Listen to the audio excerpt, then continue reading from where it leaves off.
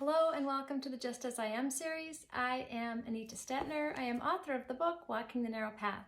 We've been taking a journey through this book. It's going to take us 40 days to finding grace and unconditional love. You're going to get to know me a little bit more through this book, and you're going to learn a little bit about establishing a spiritual discipline in each of your lives. So thank you. I appreciate everybody who is joining in. That's such a blessing, and God bless you all for doing that.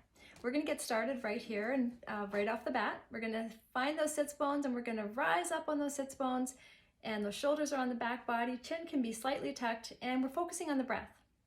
The simplicity of the breath as it enters the body and as it exits the body. And as we keep our complete awareness on that breath and settling in on that breath, just notice the sensations in the body. The sensations of that loving, healing energy that's created with the simplicity of that breath. Our complete awareness is on that breath. And we're just maybe going to add a pause at the bottom of the breath, and then again at the top of the breath. Keeping our complete awareness on that breath. We're going to focus on 3 phrases as we continue to focus on our breath. I am peaceful. I am safe. I am free. And just as we focus on those 3 phrases, let's believe those 3 phrases. I am peaceful. I am safe. I am free.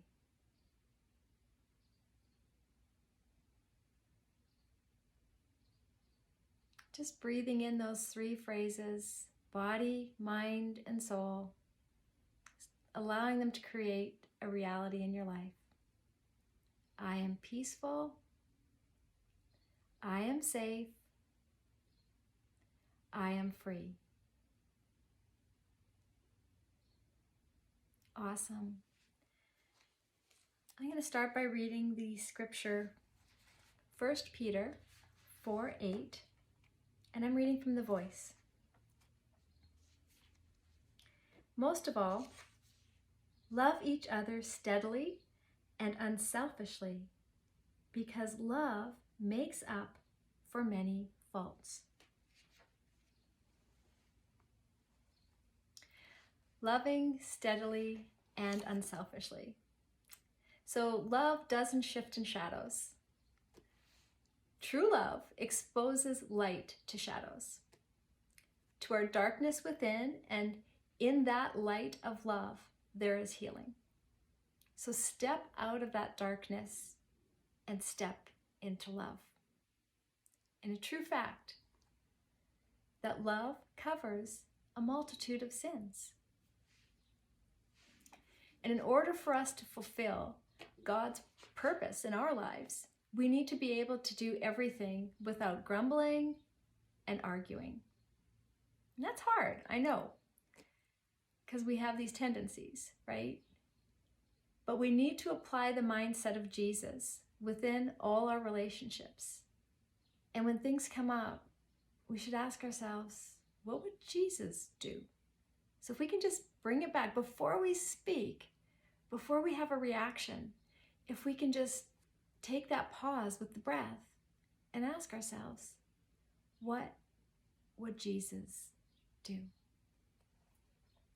And so I'm just going to read Philippians 2:1-4.